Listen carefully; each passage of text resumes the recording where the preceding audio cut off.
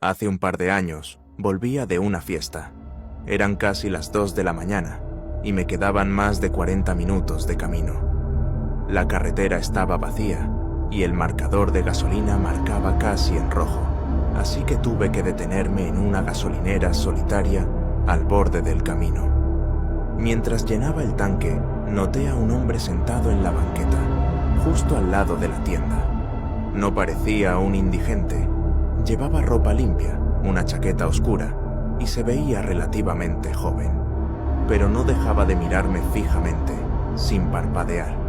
Esa mirada me hizo sentir incómodo al instante. Decidí ignorarlo, pero cuando terminé y me dirigí a la tienda para pagar, él se levantó y comenzó a caminar detrás de mí. Sentía su sombra reflejada en el vidrio de la entrada, demasiado cerca, casi pegada a la mía. Entré rápido, fingiendo calma. El cajero me saludó y yo solo le pasé el dinero sin decir nada. Por unos segundos pensé que estaba a salvo, pero cuando regresé al auto, el hombre ya no estaba. Miré alrededor, hacia la oscuridad del estacionamiento, pero no lo vi por ningún lado. Respiré aliviado, hasta que abrí la puerta de mi carro. Ahí estaba, sentado en el asiento del copiloto. Me quedé congelado.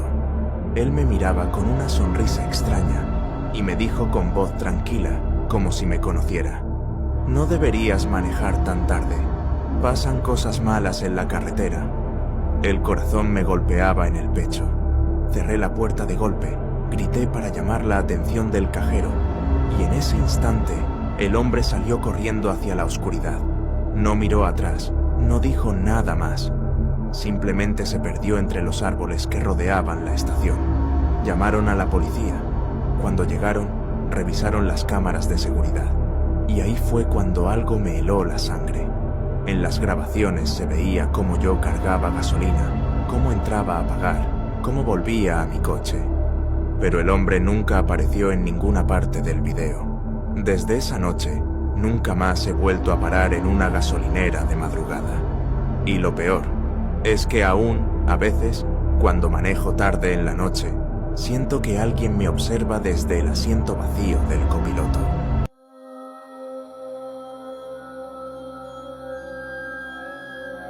Hace un par de veranos, un amigo y yo regresábamos de un viaje de carretera. Eran cerca de las 11:30 de la noche, y la autopista estaba casi vacía. A lo lejos, vimos a una mujer parada en el arcén. Llevaba un vestido claro y tenía una maleta pequeña a un lado. Hacía señas con la mano como pidiendo aventón. Dudamos un momento, pero mi amigo bajó la velocidad. Al acercarnos pude verle el rostro.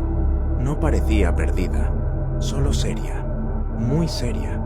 Decidimos no detenernos y seguimos de largo, pero cuando miré por el espejo retrovisor, noté algo extraño. Ella no seguía con la maleta en la mano. Estaba de pie, inmóvil, en el mismo sitio, mirando directamente hacia nuestro coche. Un par de kilómetros más adelante, mi amigo se detuvo en una gasolinera para ir al baño. Me quedé en el auto.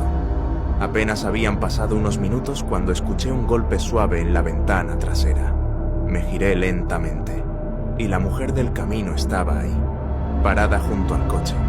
Lo peor fue que su maleta no estaba, y sus manos estaban apoyadas en el cristal, como si quisiera abrir la puerta desde afuera. Me quedé paralizado, sin saber qué hacer. Cuando mi amigo volvió, ella ya no estaba. Le conté lo que vi, pero no me creyó. Al llegar a casa, todavía incrédulo, revisé la parte trasera del coche y encontré marcas de dedos en el polvo de la ventana, justo donde la había visto. Hasta hoy, no sé cómo logró alcanzarnos, y cada vez que viajo de noche, evito mirar demasiado por los espejos.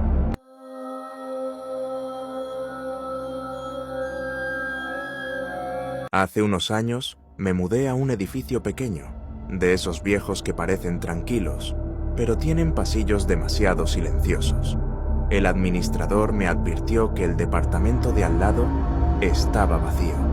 Según él, el último inquilino lo dejó de repente en plena noche, y nunca volvió a recoger sus cosas. Al principio no me importó. De hecho, me gustaba la idea de no tener vecinos pegados a mi pared. Pero después de la primera semana, algo empezó a incomodarme. Una noche, cerca de la medianoche, mientras trataba de dormir, escuché que alguien abrió un grifo de agua en ese departamento. Era un sonido claro, el agua cayendo, después un golpe como si cerraran la llave de golpe. Me convencí de que quizá el administrador estaba revisando tuberías, pero a las 12 de la noche. Los días siguientes se repitió lo mismo. Exactamente a la misma hora, el agua. Luego pasos lentos, arrastrando algo pesado, y siempre terminaba con un portazo seco. No fallaba ninguna noche. Un viernes decidí salir al pasillo justo cuando empezaban los ruidos. Me acerqué a la puerta del departamento vacío. Estaba cerrada con cadenas y sellada con cinta de mantenimiento, tal como desde el primer día. Aún así, detrás de la puerta escuchaba claramente pasos que iban de un lado a otro, y luego una respiración pesada, como si alguien estuviera apoyado en el otro lado de la puerta, escuchándome también. Regresé a mi departamento y no dormí. El lunes siguiente llamé al administrador, le conté lo que pasaba y me juró que era imposible. Ese departamento está vacío, nadie tiene llaves. Para tranquilizarme, mandó cambiar la cerradura y revisar el lugar. 2 días después me dijo que todo estaba en orden, que no había señales de que alguien entrara y que efectivamente el medidor de agua marcaba consumo todas las noches a las 12 en punto. Esa noche me sentí más tranquilo y por primera vez en semanas no escuché nada. Pero la calma no duró mucho. Una semana después me despertó un sonido dentro de mi propio departamento. Golpes en la pared, justo en la que colindaba con el apartamento vacío. Me levanté en silencio y apagué la televisión, intentando confirmar si era real. Y entonces lo escuché. Una voz masculina susurrando mi nombre, claramente como si estuviera a solo centímetros de mi oído, del otro lado del muro. No volví a salir al pasillo a comprobar. Tampoco quise enfrentar al administrador otra vez, porque sabía que no me iba a creer. Desde esa noche, duermo con música encendida o con la televisión a todo volumen. Lo único que sé es que los golpes siguen ocurriendo siempre a la misma hora.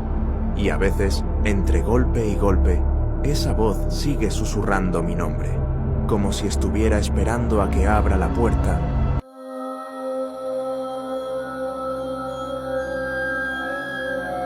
Hace un par de años fui a una fiesta en la casa de un amigo.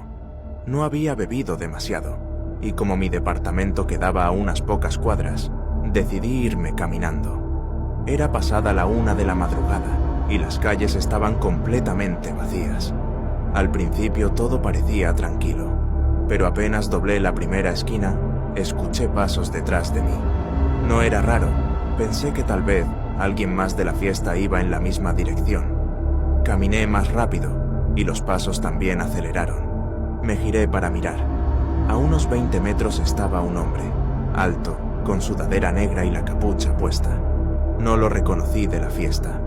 Intenté no darle importancia, pero algo en su forma de caminar, demasiado directo, demasiado fijo hacia mí, me hizo sentir un escalofrío. Decidí tomar otra ruta, una calle más iluminada. Crucé apresuradamente y cuando miré de reojo, él también había cruzado. Mis pasos empezaron a ser casi una carrera silenciosa, y aún así, los suyos seguían detrás, constantes, marcando el mismo ritmo.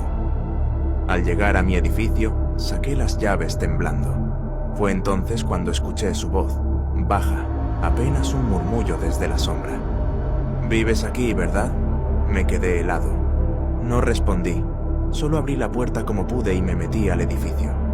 Cerré con fuerza y subí corriendo las escaleras. Desde la ventana del pasillo lo vi parado afuera, inmóvil, mirándome fijamente.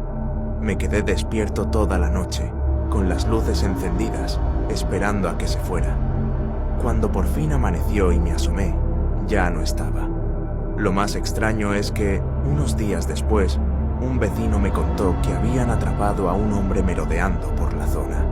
Alguien que había seguido a varias personas durante la madrugada y que incluso había intentado entrar a un par de edificios. Desde entonces, nunca más volví a caminar solo después de una fiesta.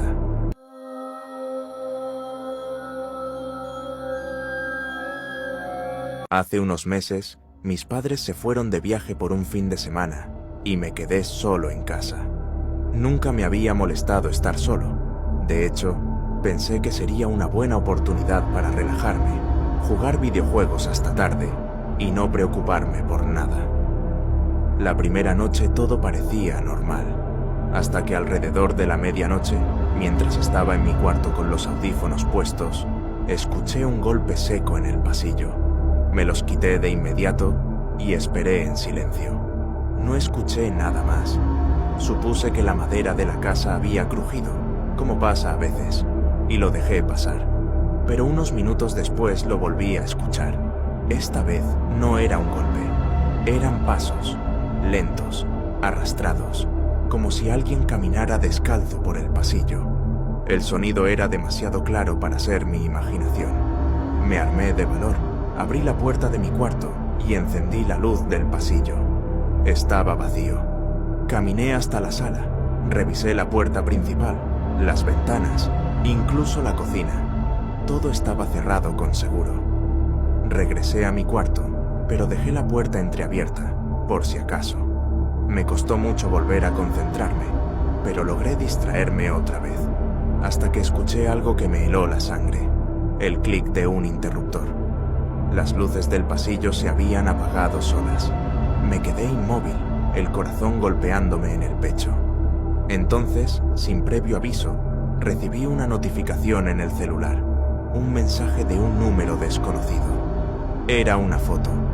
Cuando la abrí, casi se me cae el teléfono de las manos. Era una foto de mi habitación, tomada desde el marco de la puerta, apenas unos segundos antes. Yo estaba en la imagen, sentado en la cama, mirando la pantalla de mi computadora. Sentí un frío recorrerme todo el cuerpo. Salté de la cama y corrí hacia la puerta principal, sin atreverme a mirar atrás. Salí a la calle y fui directo a la casa de un vecino, donde pasé el resto de la noche sin dormir.